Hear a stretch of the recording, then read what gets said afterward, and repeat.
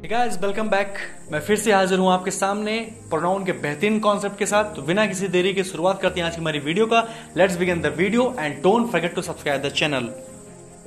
दोस्तों आइए सफर को हम आगे बढ़ाते हैं। हमारा जो भी टॉपिक था कल हमने पढ़ा था पिछली वीडियो में इंडेफिनिट प्रोनाउन, हम उसी को कंटिन्यू करते हैं क्योंकि सब चीज नहीं बताया गया था उसमें। तो मैं फिर से एक बार रिवीजन करना चाहूंगा। इंडेफिनिट प्रोनाउन कौन कौन से होते हैं भाई लोग देखिए।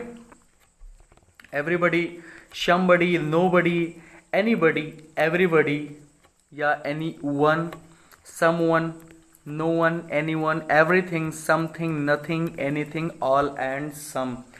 तो आप रिवीजन किए होंगे, आपको और अच्छे से पता चल गया होगा इसका नियम क्या कहता है। ये बहुत अच्छे से फॉर्म किया गया है कि ये जितने चार वर्ड हैं ये चार ही वर्ड हैं। इसमें आप वन और बॉडी लगा के आप किसके लिए यूज करते हो, पर्सन के लिए यूज करते हैं आप। और थिंग लगा के किसके लिए यूज करते हैं आप, किसी ऑब्जेक्ट की तरह यूज करते हैं, मतलब किसी भी वस्तु की तरह यूज करते हैं। ठीक है। और एक बात हमेशा याद रखिएगा, ये सिंगुलर हेल्पिंग वर्ब ही हमेशा लेते हैं, हमेशा सिंगुलर हेल्पिंग वर्ब लेते हैं। लेकिन अगर ये पर्सन की तरह यूज हुए हैं, अगर ये पर्सन की तरह यूज हुए हैं तो इनके आगे आने वाला जो प्रोनाउन है वो ही, हिज, हिम, सी, हर और हर आएगा। और अगर ये ऑब्जेक्ट की तरह यूज हुआ है तब ये किसकी तरह, मतलब कौन सी चीज यूज होगी, इट और इट्स, मतलब नॉन लिविंग चीज यूज होगी। ठीक है। आइए हम कुछ एक्सरसाइज देख लेते हैं। एक्सरसाइज देखने से पहले कुछ सेंटेंस लिखा हुआ है। One must be attentive to one studies. अक्सर आप वन के साथ में आपको प्रॉब्लम दी जाती है, हिज, इट्स दे दी जाती है। तो हमेशा एक चीज याद रखिएगा, अगर वन आया तो वन के साथ में हमेशा वंस का प्रयोग होता है। एवरीवन बिलीव्ड हिम, ठीक है, everyone believed him. Somebody has stolen my watch, nobody was there to save the drowning child. ठीक है। तो ये रहा सारी बातें जो कल हमने डिस्कस की थी। आज हम एक्सरसाइज लगाएंगे, उसके बाद हम आगे बढ़ेंगे। तो आइए हम देखते हैं कि एवरीवन ऑब्लिक वन, हम इस पे दोनों में से क्या लगाएंगे, should take care of one's house. अभी अभी हमने बात किया, अगर यहां पे वंस लिखा है तो इसका सब्जेक्ट क्या होना चाहिए, वन होना चाहिए। ठीक है। दूसरा क्या कहता है कि everyone oblique all says that to has power. ठीक है। अब याद रखिएगा कि ये जो सेज आई है, चलो हम मान लेते हैं सेज आई है, थोड़ा सा हम लॉजिक लगाते हैं। सेज आई है मतलब वर्ब की फर्स्ट फॉर्म है। तो याद करिए कि ऑल के साथ वर्ब की फर्स्ट फॉर्म लगती है कि एवरीवन के साथ। तो एवरीवन के साथ हमेशा कौन सी वर्ब आएगी, हमेशा सिंगुलर वर्ब आती है, इसीलिए यहां पे क्या लग जाएगा, एवरीवन लग जाएगा। सम, ऑल और बॉर्न पोएट लिखा कि सभी लोग जो पैदा होते हैं वो बॉर्न पोएट होते हैं। ये बात गलत है। कुछ लोग जो पैदा होते हैं, कुछ लोग बचपन से ही पोएट होते हैं, मतलब वो पैदा ही होते हैं किसके लिए, पोएट बनने के लिए। ठीक है। तो सम के साथ क्या लग जाएगा, यहाँ पे सम लगेगा, सम के साथ लग जाएगा आर समथिंग या somebody is better than nothing. तो something is better than nothing. ठीक है। तो समबडी नहीं लगेगा, यहाँ पे लग जाएगा something is better than nothing. ये हमेशा सिंगुलर रहेगा। Did somebody anybody help you. तो याद रखिए कि निगेटिव चलो आज हम देख लेते हैं। जैसे हमको अफर्मेटिव यूज करना है तो उसमें हम सम लगाएंगे। अगर हमें निगेटिव यूज करना है तो वहां पे एनी लगाएंगे। ठीक है। लेकिन अगर इंटेरोगेटिव की बात हो रही है तो हम वहां पे सम और एनी हम दोनों लगा सकते हैं। कैसे, एग्जांपल देख लेते हैं। जैसे लिखा है कि I bought, BAUGHT, bought some books, I bought some books. ठीक है। तो ये अफर्मेटिव सेंटेंस हो गया, आई बॉट सम बुक्स। एक सेकेंड में, थोड़ी जगह चाहिए मुझे, मैं आपको समझा दूं अच्छे से।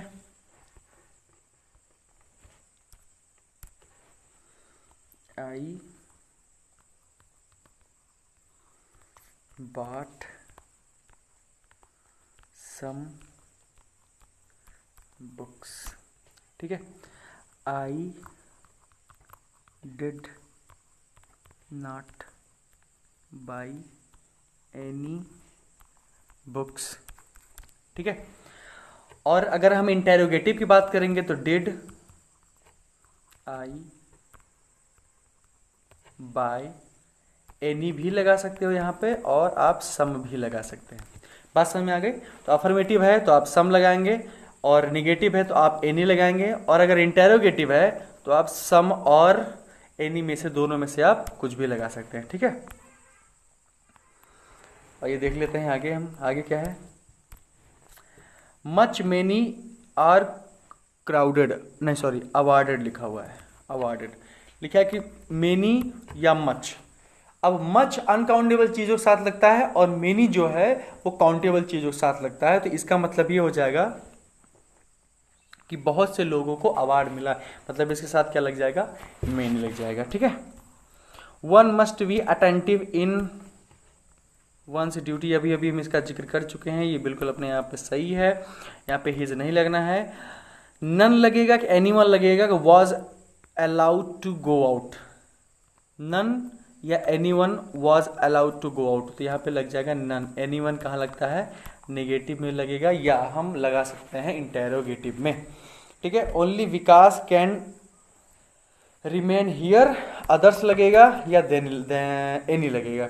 सिर्फ विकास रुक सकता है, मतलब अगर बात हो रही है किसी भी अफर्मेटिव की या इंटेरोगेटिव की, तब हम वहां पे एनी नहीं लगाएंगे, बाकी हर जगह पर हम और कुछ भी लगा सकते हैं। मतलब एनी हम वहीं लगाएंगे जहां निगेटिव है या इंटेरोगेटिव है। ये तो ना तो निगेटिव है ना तो इंटेरोगेटिव है, ये है अफर्मेटिव, इसीलिए हम क्या लगाएंगे, अदर लगा देंगे। ठीक है,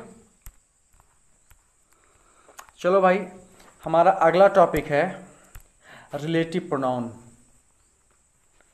प्रोनाउन अगर सही मायनों में स्टार्ट होता है तो यहीं से स्टार्ट होता है। ये हमारे सारे बालक से सवाल है, ये बिल्कुल आपको समझ में आ जाएंगे। आप एक बार पढ़ोगे, दो बार पढ़ोगे, बस 2 बार पढ़ने की जरूरत है। लेकिन रिलेटिव प्रोनाउन एक ऐसा स्टेज तैयार करता है आपके लिए कि जो आपका प्रोनाउन अगले लेवल पर ले जाता है। ये बिल्कुल, ये रिलेटिव प्रोनाउन अगर आपने ध्यान से नहीं देखा तो पक्का कंफ्यूज करेगा। तो बहुत ही ध्यान से देखिए, वीडियो को लास्ट तक देखिए, कई बार देखिए। जिनका पहली बार है वो तो वीडियो को फ्रिक्वेंटली देखते रहें, और जिनका जो 1 बार 2 बार पढ़ चुके हैं वो इसको देखने के बाद 1 बार और देखें, उसके बाद प्रैक्टिस सॉल्व करें, कोई भी प्रॉब्लम नहीं होने वाली। ठीक है, अब रिलेटिव प्रोनाउन काम क्या करता है, to show the relation of its antecedent. अब ये एंटीसीडेंट क्या है, मैंने बकायदा बहुत अच्छे से इसको डिस्क्राइब किया है आगे, बस आप थोड़ा सा पेशेंस बनाए रखें। To show the relation of its antecedent, antecedent में मैं बस इतना ही बताऊंगा कि एंटीसीडेंट किसको बोलते हैं, पूर्ववर्ती। अब ये पूर्ववर्ती की प्लेसमेंट कहाँ है, ये पूर्ववर्ती की जगह कहाँ है, मैं अभी आपको बताऊंगा, बस थोड़ा सा बने रहिए मेरे साथ। एंटीसीडेंट, अब ये एंटीसीडेंट, सॉरी यहाँ पे ANTE है, एंटीसीडेंट नाउन या नाउन इक्विवेलेंट। ये क्या होता है एंटीसीडेंट, या तो नाउन होगा या तो नाउन इक्विवेलेंट होगा। अब नाउन क्या होता है ये आपको पता है, लेकिन नाउन इक्विवेलेंट क्या होता है आप मुझे कमेंट सेक्शन में बताइए। ठीक है, और अभी हम एग्जाम्पल के थ्रू हम समझते हैं इसको कि ये रिलेटिव प्रोनाउन में एक्चुअल में ये है क्या, इसका काम क्या है। ठीक है, आई मेट बीना, खूब ध्यान से देखिएगा, I met Bina who was returning from school. तो याद रखिए कि ये रिलेटिव प्रोनाउन अपने पहले जो आए हुए एंटीसीडेंट को जोड़ रहा है, किससे जोड़ रहा है, आने वाले वर्ड, आने वाले सेंटेंस से। ठीक है, ये उसी को रिलेशन बता रहा है कि आई मेट वीना, मैं वीना से मिला जो लौट रही थी, कहां से, स्कूल से लौट रही थी। तो अभी अभी आप थोड़ा सा समझे होंगे कि रिलेटिव प्रोनाउन का काम क्या होता है। ये अपने एंटीसीडेंट जो इसके पहले पूर्ववर्ती, मतलब अपने से पहले ये पूर्ववर्ती की जो रिलेशन है वो किससे बताता है, बाकी सेंटेंस से। ठीक है, बाकी के क्लासेस से ये सेंटेंस बताता है। ठीक है, मैं वीना से मिला, जो इसके बारे में जो इंफॉर्मेशन है ये किसके बारे में है, वीना के बारे में। ठीक है, वही हाल यहां है। नीलू हैड अ बुक, नीलू के पास एक बुक है। विच जो, अब ये देखिए ध्यान से, ये बुक के बारे में बात करेगा क्योंकि नॉन लिविंग चीज है। ये नॉन लिविंग चीज, ये ऑब्जेक्ट और सब्जेक्ट में अभी बाद में बताऊंगा, बस पहले ये जान लीजिए कि ये जो रिलेटिव प्रोनाउन है ये यूज कैसे होता है, एक सेंटेंस में किस प्रकार यूज होता है, क्या काम होता है इसका।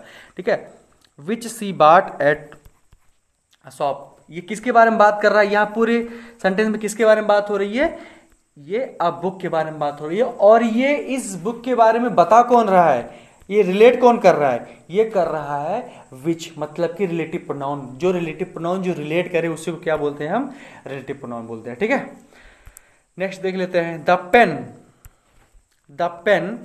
That, the pen that. अच्छा, एक चीज थोड़ी सी मिस हो गई, यहां पे जो आ लगा हुआ है, यहां पे आ नहीं लगेगा, यहां पे क्या लगेगा, द। क्यों लगेगा, बस थोड़ा देर बनी रहिए वीडियो में, अभी आपको सारी चीजें धीरे धीरे क्लियर कर दूंगा यहां पे द क्यों लगेगा। ठीक है, ये अगला सेंटेंस है क्या, the pen that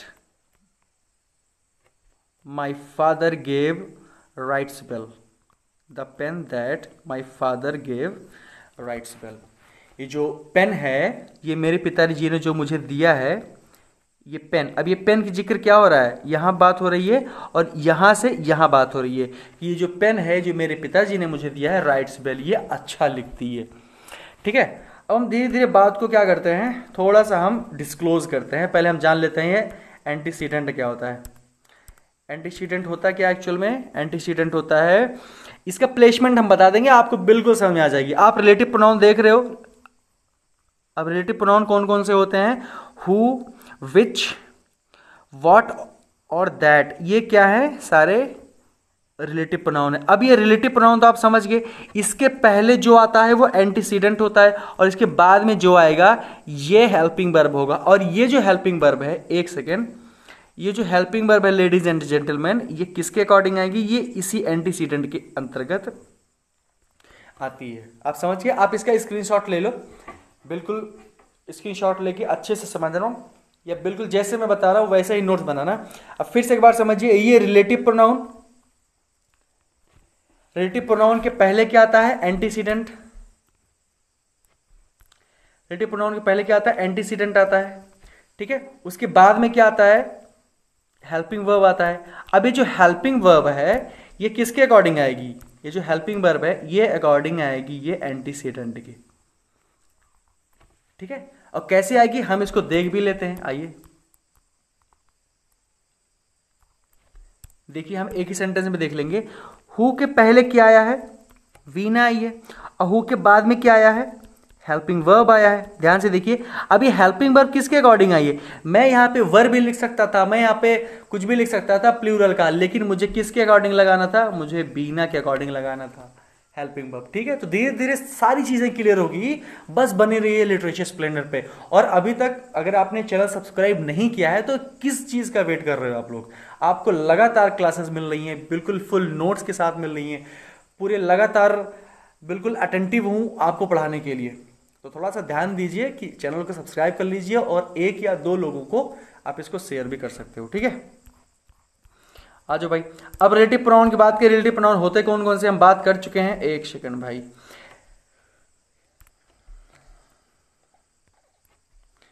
relative pronoun होते कौन कौन से हैं, ये हु, विच, दैट और व्हाट होते हैं। ठीक है, अच्छा अब बात कर लेते हैं कि और भी हो सकते हैं, और में कैसे, हुम भी होता है और ये हुज क्या होता है। तो आपने अगर हु पढ़ लिया तो हु के लिए एक स्पेशल रूल चलता है, मैं इसको आपको थोड़ा सा समझा देता हूं, मुझे खाली स्पेस चाहिए होगा, चलो यहीं पे बता देता हूं मैं। देखिए, अगर आप हु को पढ़ रहे हो, ठीक है, तो आपको यह पता होना चाहिए कि हु किस केस में आता है। ये जितने भी WH वर्ड है ना, ये सबसे स्पेशल ट्रीटमेंट होती है इसके साथ में, क्योंकि इसको तीनों केसेस में लिया जाता है। जैसे व्हाट को व्हाट हो गया, व्हेन हो गया और व्हाई हो गया, तो ये सारी चीजें हैं, इनको हम स्पेशल ट्रीटमेंट नहीं देते हैं। जैसे हु हो गया तो हु को हम सब्जेक्टिव केस की तरह यूज करेंगे, और सब्जेक्टिव केस की तरह ही नहीं, जब सब्जेक्टिव केस हो गया तो इसका ऑब्जेक्टिव केस भी हुआ, हु को हमने यूज किया हुम भी, और इसका पॉजेसिव केस क्या यूज हो गया, हुज। ठीक है, तो ये तीनों आपको यहां देखने को मिलेंगे। तो आपको अगर बोला जाए कि हुम या हुज, तो आप बिल्कुल कंफ्यूज मत होइएगा कि सर आपने तो सिर्फ हु बताया था और ये हु, हुम और हुज कॉम्प्लीमेंट्री दे दिया क्या। तो आप बिल्कुल इस चीज को समझ लीजिए। ठीक है,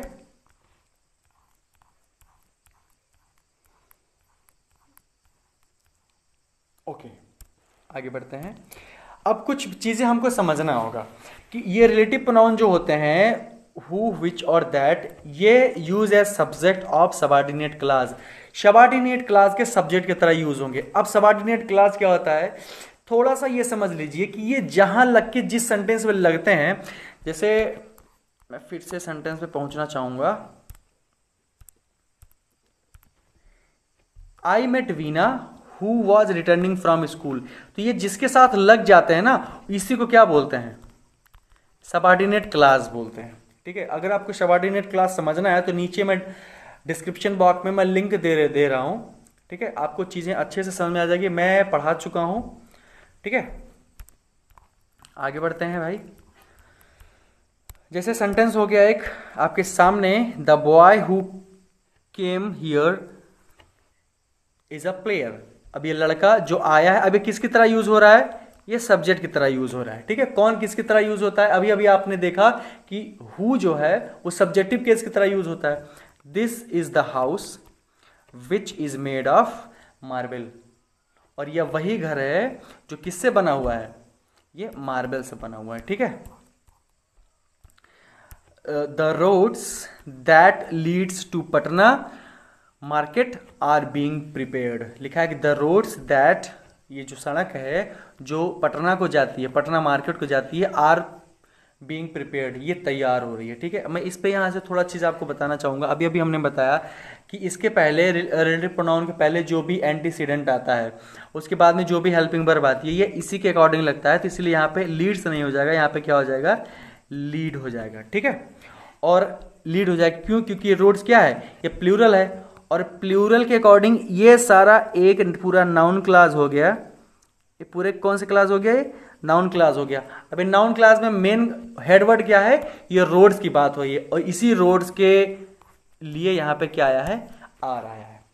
ठीक है ना, तो बिल्कुल बारीक से सीखो, क्योंकि ग्रामर बारीकियों का ही नाम है। ग्रामर समझने में बहुत आसान है अगर हम बारीकियां पकड़ना सीख जाते हैं तो। ठीक है, आइए देखते हैं रिलेटिव प्रोनाउन हुम, विच और दैट। देखो विच और दैट ये सब्जेक्ट की तरह भी यूज होते हैं, ऑब्जेक्ट की तरह भी यूज होते हैं, लेकिन हु सिर्फ सब्जेक्ट की तरह यूज होगा, और ये जो इसका ऑब्जेक्टिव केस है हुम, ये किसकी तरह यूज होगा, ऑब्जेक्टिव केस की तरह यूज होगा, use as the object of the verb.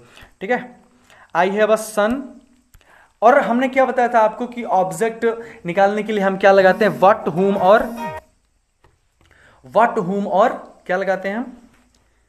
ठीक है, हम यहां पे लगा देंगे व्हाट हुम, और एक सेकेंड भाई,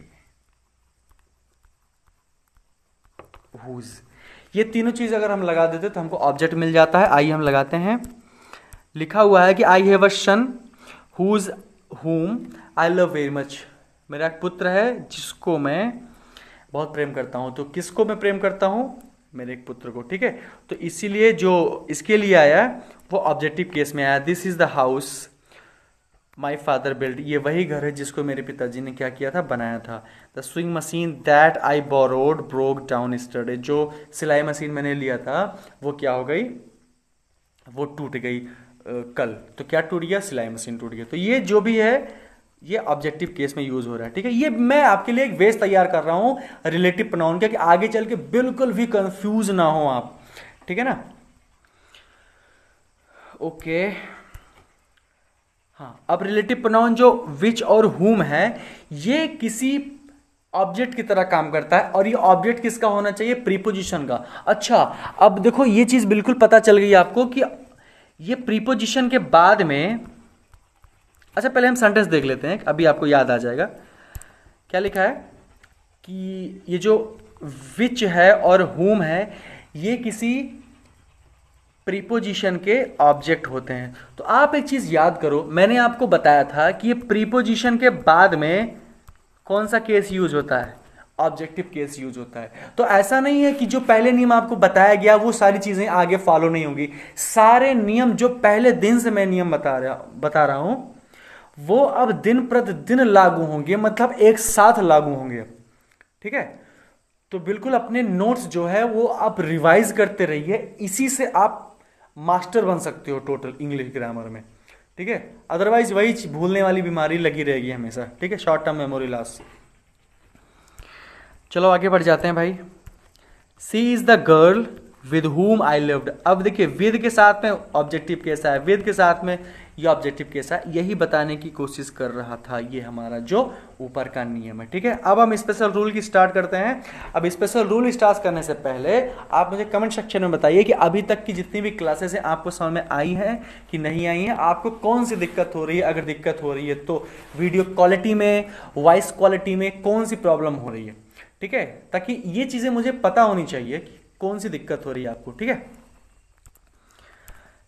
आइए देख लेते हैं यूज ऑफ हु, हुम, हुज और एक मैं और भी लिख देता हूं विच, ठीक है। अब मैं कुछ सेंटेंस आपके सामने लिखता हूं, ये सेंटेंस आपको बताएंगे कि ये यूज किस प्रकार होते हैं, ठीक है।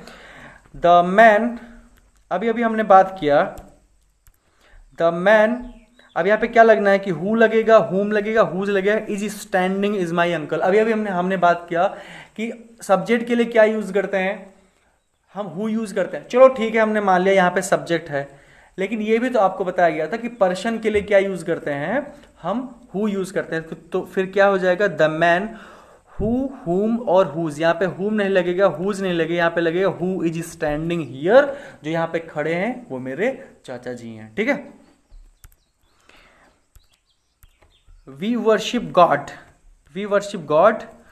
अब यहां पे हु लगना है, विच लगना है कि हुज लगना है, is the creator of the word. तो अब भगवान के साथ क्या लगाओगे, वी वर्शिप ऑफ गॉड, भगवान के साथ क्या लगाओगे आप, लग जाएगा यहां पे हु। तो हम भगवान की पूजा करते हैं जिसने या जिन्होंने, मतलब एक सब्जेक्ट की तरह काम कर रहा है, जिसने पूरा जहां बनाया, ठीक है। This is the girl, this is the girl, भाई ये क्या हो रहा है आज। This is the girl who, हुम, हुज आई लव। अब यहां पे आप मुझे बताइए कि सब्जेक्टिव केस लगेगा, ऑब्जेक्टिव केस लगेगा कि पॉजेसिव केस लगेगा। मेरे हिसाब से क्या लगेगा मैं अभी बताऊंगा, आप बताइए क्या लगेगा। तो ध्यान से देखिए कि दिस इज द गर्ल, ये वही लड़की है जिसको मैं प्रेम करता हूं, जिसे मैं प्यार करता हूं, ठीक है। तो जिसे, इसका मतलब किसे, इसका मतलब ऑब्जेक्टिव केस की रिकमेंड है, मतलब यहां पे रिक्वायर्ड किस चीज की कर रहा है कि ऑब्जेक्टिव केस का रिक्वायरमेंट है, ठीक है ना। तो यहां पे हम क्या लगा देंगे, हम लगाएंगे हुम, ठीक है। और आगे की बातचीत बिल्कुल सही है। This is the Lord Krishna, this is the Lord Krishna who, हुम, हुज आई वर्शिप। ये भगवान श्री कृष्ण है जिसकी मैं पूजा करता हूं। यहां पे क्या लग जाएगा, यहां पे लग जाएगा होम, जिसकी मैं पूजा करता हूं, ठीक है। This is the dog, this is the dog हुम, विच, यहां पे तो कई हैं ढेर सारे, आप मुझे बताइए इस पे क्या लग जाएगा। I love very much, this is dog, this is dog विच, क्योंकि नॉन लिविंग चीज, नॉन लिविंग और एनिमल, ये दोनों क्या लेते हैं, विच लेते हैं, इट लेते हैं, ठीक है। अब एक जो मिसकॉन्सेप्शन है हम लोगों में बना दी जाती है कि सर बड़े जानवर के साथ में हम क्या लगाते हैं, हम ये लगाते हैं, छोटे जानवर के साथ हम क्या लगाते हैं, हम तो फिर ही लगा देते हैं भाई, इट लगा देते हैं, जो भी हमको पढ़ाया गया। एक चीज आप याद रखिए, अभी हम आपको बोलें कि बोलिए कि गाय हमारी माता है और वह दूध देती है, तो हम इंडियंस हैं, ये चीजें हमारे बिल्कुल जेहन से जुड़ी हुई हैं, हमारे धर्म से जुड़ा हुआ है। बट ठीक है, हम मानते हैं कि गाय हमारी माता है, बट इंग्लिश ग्रामर को नहीं पता है कि कौन किसकी माता है, ये बिल्कुल फैक्ट है, ठीक है। तो जितने भी जानवर हैं उनको जानवर की कैटेगरी में रखा जाएगा और उनके साथ क्या यूज होगा, इट यूज होगा, ठीक है। किसी किसी कंडीशन में ही और सी यूज हो जाता है, जैसे अगर डॉग का रिलेट कर रहे हैं हम उसके लॉयल्टी से, ठीक है, अगर हम डॉग को क्या कर रहे हैं, लॉयल, लॉयल दिखा रहे हैं, तब हम वहां पे ही यूज कर सकते हैं। और सी किसके लिए यूज करेंगे हम, एक सेकेंड भाई, सी किसके लिए यूज करेंगे, सी हम फॉक्स के लिए यूज करते हैं और वो भी उसकी मक्कारी के लिए, बट सम टाइम कहीं कहीं, ठीक है, बिल्कुल रेयर केस में। और जो 95% 99 ये परसेंटेज हैं, ये आप बिल्कुल यही समझिए कि हर चीज़ के साथ में क्या यूज़ होता है, इट यूज़ होता है। ठीक है, आप बिल्कुल कंफ्यूज ना रहो। अगर आप स्ट्रेट फॉरवर्ड रहोगे कि हर चीज़ के साथ इट लगता है तो आपको गलत नहीं होना। ठीक है, और एग्जाम आपसे कभी कंफ्यूजिंग सवाल नहीं पूछता है। ठीक है, this is the man with, अब याद रखिए कि ओहो क्या हो रहा है भाई, विद यहां पे लगा है WITH। ठीक है, this is the man with. अब याद रखिए कि विद क्या है, विद एक प्रीपोजिशन है। हमको पता है कि प्रीपोजिशन के साथ में क्या लग जाता है, प्रीपोजिशन के साथ क्या लगता है, होम लग जाता है। ठीक है, दीपक बाबा लिप्स, फिलहाल ये बाबा नहीं है, ये बाबू है। ठीक है, बाबू बाबा से क्या फर्क पड़ता है, आपका सेंटेंस क्लियर होना चाहिए। This is the boy whose brother lives in Patna, या वही लड़का है जिसका भाई, ये हाँ बिल्कुल ये बातचीत में कोई दिक्कत नहीं है, ये वही लड़का है जिसका भाई कहाँ रहता है, पटना में रहता है। ठीक है, this is the boy, this is the boy whom which और who brother lives in Patna. तो अभी अभी वही बातचीत हो रही है, यहाँ पे ना हुम लगे ना विच लगेगा, हुज ब्रदर। अच्छा एक चीज ये भी जान लीजिए, इसके बाद में तुरंत नाउन आ रहा है, याद रखिए इसके बाद में तुरंत नाउन आ रहा है। ठीक है, जब तुरंत नाउन आ जाए तो हमको बिल्कुल पता हो जाना चाहिए कि यहाँ पे पजेसिव केस ही लगेगा, क्योंकि पजेसिव केस के बाद क्या आता है, तुरंत नाउन आता है। ठीक है, तो दिस इज द डॉग। अब डॉग के साथ में हमने क्या बताया था, हु हुम हुज नेम इज टॉमी, तो क्या हो जाएगा, हुज नेम इज टॉमी। अब यहाँ पे हुज भी नहीं होगा क्योंकि ऑप्शन में विच है ही नहीं। अब ऑप्शन में विच नहीं है तो हम किसके साथ जाएंगे भाई, हमको हमारा बिल्कुल मजबूरी है कि हम हुज के साथ ही जाना पड़ेगा। ठीक है, अब नेक्स्ट क्या है, the dog which is black is mine. अब लिखा है कि the dog which is black, बिल्कुल देखिए डॉग के साथ में विच आ गया है, जो काला है वह मेरा है। ठीक है, वह जो कुत्ता काला काला कुत्ता है वह मेरा है। ठीक है, द डॉग, ये भी बिल्कुल वही सेंटेंस है। आप इसमें आप बताइए कि इसमें कौन सी चीज लगेगी। और अगर रूल की बात करें तो रूल में ऐसा कुछ पढ़ना था नहीं, फिलहाल हम आपके लिए इसको लिख के रखे हैं, ऐसा कुछ था नहीं, आप इसको जानते हो। हु किसके साथ यूज करते हैं, ह्यूमन, गॉड, एंजल्स और फेरीज के साथ हम क्या यूज करते हैं, हम यूज करते हैं हु। और हम हुम किसके साथ यूज करते हैं, इन्हीं चीजों के साथ यूज करते हैं, बस इसके ऑब्जेक्टिव केस होने चाहिए। और हुज किसके साथ यूज करते हैं, इन्हीं चीजों के साथ में यूज करते हैं, बट ये क्या होना चाहिए, पजेसिव केस होना चाहिए। हाँ अगर बात आती है विच की तो विच थोड़ा सा कट गया है, बट हमने अभी अभी आपको बताया विच किसके साथ लगता है, नॉन लिविंग चीजों के साथ लगता है, और एनिमल के साथ में क्या लगता है, विच लगता है। तो आज की वीडियो में बस इतना ही।